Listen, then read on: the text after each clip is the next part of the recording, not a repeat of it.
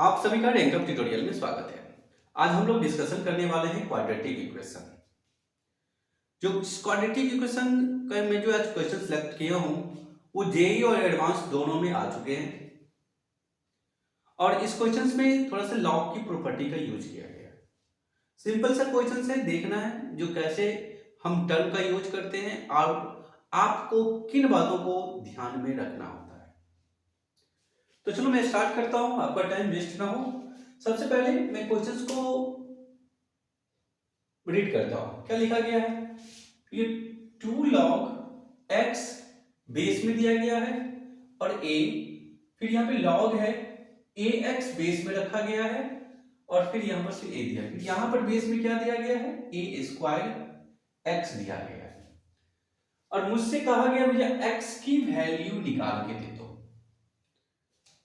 तो सबसे तो पहले मैं सोचूंगा भैया ये क्वेश्चन जो है ना वो लॉगरिथमिक टाइप है, इनइक्वालिटी टाइप क्वेश्चन है। मेरे दिमाग में बहुत सारे क्वेश्चंस आने लगेंगे लॉग के को देखकर, लॉग के क्वेश्चंस है या क्वाड्रेटिक के क्वेश्चंस है, बट ये जेन्युइन में क्वाड्रेटिक के क्वेश्चंस है। तो अब मुझे क्या करना चाहिए? तो सबसे पहले मैं लॉग की प्रॉपर्टी का मैं यूज करूं। तो जैसे ही मैं लॉग की प्रॉपर्टी का यूज करूंगा, ये जो 2 है यहाँ पे कोफिशिएंट, ये मेरा 2 पर चले जाएगा और लॉग ए को मैं बेस बनाऊंगा और ये x यहाँ आ जाएगा। तो यहाँ पर भी इसका भी कोफिशिएंट कितना है? 1 है, तो ये 1 ऊपर चले जाएगा। अब लॉग a यहाँ पर बेस हो जाएगा, ax लिखा जाएगा, फिर यहाँ से 3 मेरे ऊपर भाग जाएगा। अब मेरा फिर से यहाँ पर मैं a को मैं बेस बनाऊंगा और a स्क्वायर x को यहाँ लिखूंगा। चलो अब इसके बाद फिर से मैं लॉग की प्रॉपर्टी का भी यूज करने वाला हूं। तो कहोगे क्या? अब देखोगे थोड़ा ध्यान से। तो 2 log ax, मैं इस टर्म में कोई यूज करने वाला नहीं हूं, तो मैं कहां पे यूज करूंगा उस बात को भी ध्यान यहां पे, क्योंकि इस फॉर्म को अगर मैं ये पढ़ूं m इंटू n, तो log के जो फॉर्म है m इंटू n, बेस सभी का तो यही होता है, तो m प्लस n के फॉर्म में इसको लिखे जाते हैं। ठीक है, अब यहां ध्यान से देखोगे तो इसका मैं log a लिखा, a प्लस log ax, क्योंकि यहां पे मैं a को m पढ़ने की कोशिश कर रहा हूं, समझने की कोशिश कर रहा हूं, और x को n। तो आप कहोगे सर ये भी तो उसी फॉर्मेट पे लिखा हुआ है ना, तो बिल्कुल सही है। तो log a square plus log a x equal to 0। अब आगे देखो, सिंपल क्वेश्चन है, आपको छोटी छोटी बातों को ध्यान में रखना है, बहुत बड़ी बातों को नहीं ध्यान में रखना है। ऐसा क्वेश्चन नहीं है ये। मैं ये क्वेश्चन से आपको ये बताने की कोशिश कर रहा हूं ताकि क्वेश्चंस आपके जेईई में पूछे कैसे जाते हैं, एडवांस में क्वेश्चंस कैसे पूछे जाते हैं। अब यहां देखो, यहां पे जो फॉर्म लिखा हुआ है मैं उसको भी लिख देता हूं। log m के पावर में अगर n होता है लॉग की प्रॉपर्टी से, इस पावर को मैं पीछे लेके आ जाता हूं। ठीक है, आप लोग ये भी जानते होइएगा। तो इस पावर को मैं पीछे करूंगा तो यहां पर आ जाएगा 2 log a base plus log ax equal to 0। यहां तक किन्हीं साथियों को दिक्कत हुआ हो तो आप मुझे कमेंट करके बताओगे, ताकि मैं अगला जो क्वेश्चंस लेके आओ कुछ इसी टाइप के रिलेटेड क्वेश्चन लेकर आओ, और ताकि आपका कंफ्यूजन जो भी है उसको मैं क्लियर कर सकूं। तो ठीक है, अब यहां पर मुझे लॉग की और भी प्रॉपर्टी की जरूरत पड़ेगा, क्योंकि मुझे पता है मैं लॉग पढ़ रखा हूं। तो अगर दोनों का बेस और इक्वल हो जाए, यानी बेस के बराबर अगर यहां आ जाते हैं, तो मैं कहता हूं जो 1 होता है प्रॉपर्टी से। तो अब मैं यहां पर कुछ इन्हीं बातों को ध्यान में रखकर सॉल्व करने के लिए जा रहा हूं। इसको मैं अब 1 लिख सकता हूं, इसको भी मैं 1 लिखूंगा। तो यहाँ पर कुछ ऐसी बातें समझ में आ रहा है। Sorry, log ax equal to 0। अब मुझे एक कॉमन सा पॉइंट दिख रहा है, ये टर्म यहां भी लिखा हुआ है, यही टर्म यहां भी है और सेम टर्म यहां भी लिखा हुआ है।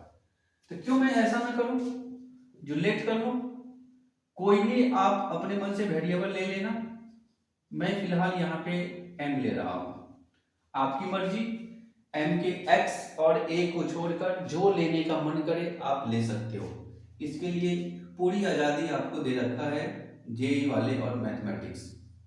तो यहाँ पर m हो जाएगा 1/1 प्लस m हो जाएगा, 3 डिवाइडेड बाई 2 प्लस m हो जाएगा इक्वल टू 0। फिर मैं सॉल्व करता हूं आगे, तो मुझे इस सभी का मैं एलसीएम लूंगा। तो एलसीएम में जब लेने के लिए जाता हूं तो मेरे पास कुछ इस तरीके के एलसीएम आ जाते हैं। फिर मैं इसको प्रॉपर सॉल्व करूंगा। तो प्रॉपर में जब सॉल्व करने के लिए जाऊंगा तो 1 plus M into 2 plus M plus, फिर इसके पास जब मैं पहुंचता हूं तो ये टर्म मेरे पास यहां से कैंसिल हो जाते हैं, तो m इंटू 2 प्लस एम, और मैं इसके पास जब मैं पहुंचता हूं तो 3 into 1 plus M into M equal to 0। Cross multiply करेंगे तो ये जो टर्म आपका जो डोमिनेटर वाले फॉर्म में जो क्रॉस मल्टीप्लाई करने से वो 0 हो जाएगा। इसमें तो मुझे बताने की कोई जरूरत नहीं है और आप लोग पूछेंगे भी नहीं। अब मैं क्या करता हूं, तो ऊपर वाले को मैं सॉल्व करता हूं। डोमिनेटर फॉर्म मेरा ऑलरेडी 0 हो चुका है क्रॉस मल्टीप्लाई से। अब इसको मैं मल्टीप्लाई करता हूं, तो 2 into 2 plus 3m plus m square plus, इसको मैं सॉल्व किया तो मेरे पास 2m m स्क्वायर ये मिल गया। इधर मैं सॉल्व करता हूं तो 3m plus 3m square equal to 0। फिर से इसको मैं सिंप्लीफाई करता हूं तो मेरे पास यहाँ पर 4 plus 6m 2m square plus 2m और 3m टोटल 5m और m plus m plus 1 plus 3 तो 4m स्क्वायर इक्वल टू 0। अब आप देखोगे ध्यान से तो आपके पास जो फॉर्म बन गया 2 और 4 कितना, तो 6m square plus 5 plus 5 11m अब प्लस 4 इक्वल टू 0। अब ये मेरे पास एक क्वाड्रेटिक इक्वेशन आ गया। ध्यान से देखोगे तुम्हारे पास क्वाड्रेटिक इक्वेशन क्या आया, तो मेरे पास जो क्वाड्रेटिक इक्वेशन आया 6m square plus 11m plus 4 equal to 0। Simple सा क्वाड्रेटिक फॉर्म यूज करना है।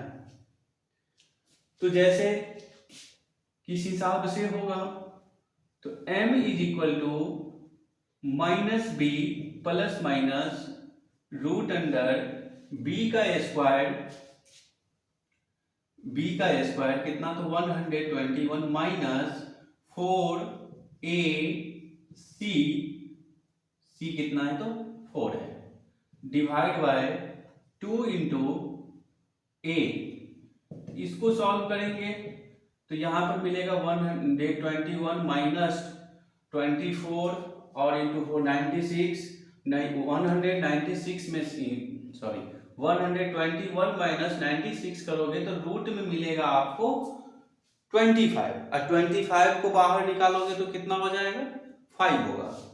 तो यहां पे मैं क्या करता हूं 5 लिखता हूं और नीचे में मेरा 12 हो जाएगा।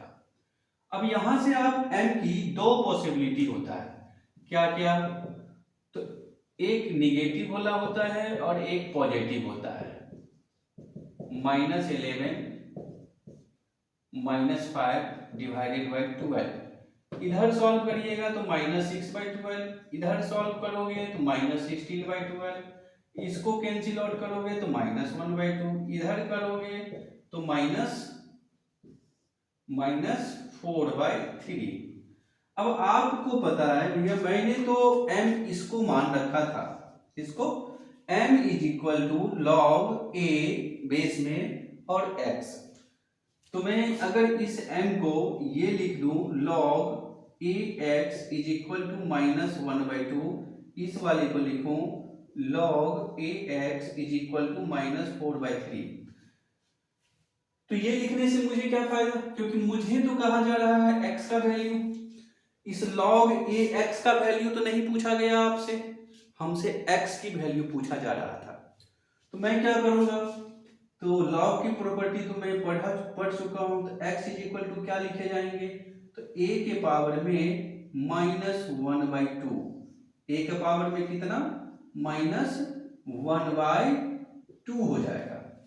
इधर से कितना हो जाएगा x का वैल्यू, इधर से x का वैल्यू होगा -4/3, मतलब x का टोटल कितना वैल्यू पॉसिबल हुआ, x का हमारे लिए टोटल 2 वैल्यू पॉसिबल है। आप लोगों को ये वीडियो अच्छा लगा है तो सब्सक्राइब करिए हमारे चैनल को, और इसी टाइप के वीडियोज को देखने के लिए मेरे साथ जुड़े रहिए, दोस्तों के साथ शेयर करिए और अपने स्टडी के ऊपर फोकस करिए। ठीक है साथियों, अब हमारी मुलाकात आपके बीच नेक्स्ट वीडियो में होगा, तब तक के लिए आप मुझे दीजिए इजाजत। जय हिंद।